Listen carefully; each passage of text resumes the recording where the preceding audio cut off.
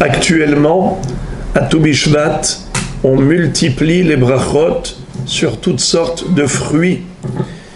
Je voudrais parler des 7 fruits d'Eretz Israël, Eretz Hita ou Seora, Gefen, Te'ena Verimon, Eretz et Shemen ou Dvash.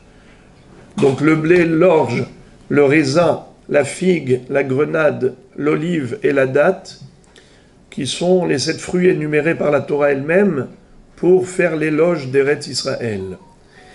Nous savons que Hita et Seora, le blé et l'orge, c'est la base de tout ce que nous mangeons pendant toute la vie, c'est-à-dire le pain.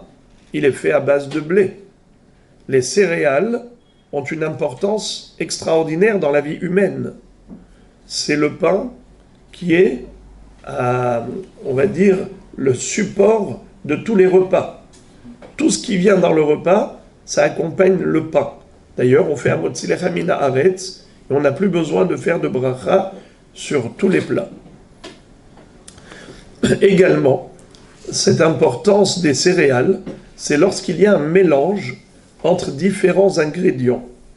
Quel est le din en général quand on a un mélange?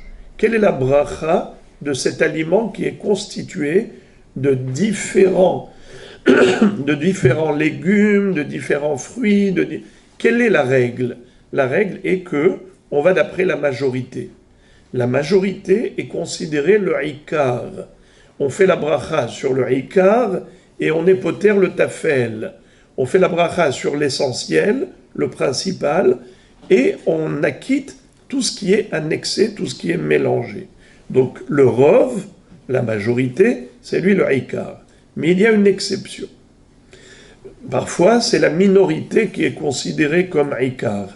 Pourquoi? Car ce n'est pas la quantité qui compte, c'est la qualité.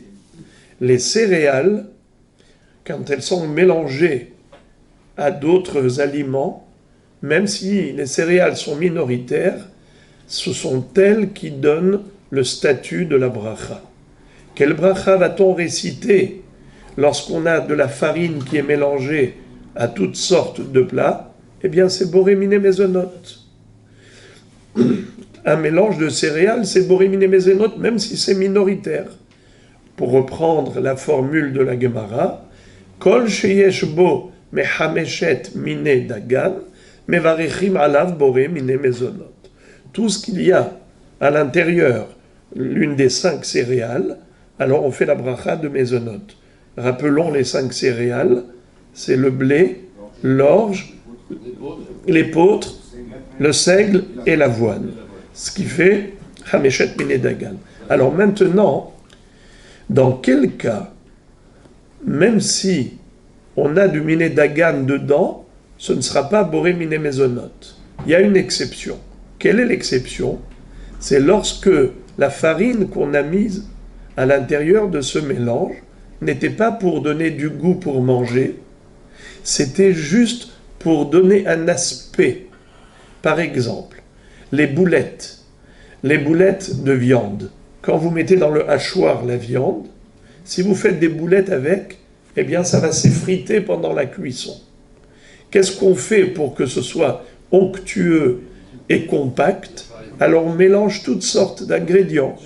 En général, il y en a même qui mettent du pain, carrément, ils mettent du pain et ils mélangent. Et comme ça, c'est onctueux, ça garde une forme compacte. Quelle bracha doit-on réciter sur les boulettes? Est-ce qu'on va dire que puisqu'il y a à l'intérieur des céréales, alors on va faire boré miné mezonot, par exemple? Non. Chez Akol Nihya Bidvaro. Pourquoi? Parce que les céréales ici ne sont pas là pour donner du goût, pour être mangées. C'est là juste pour donner une forme, un aspect. Ça s'appelle les dabek, pour coller, pour servir de liant. Voilà comment nous dit le Shulchan Aruch dans Siman Resh Het. Brouchim Tihiyu.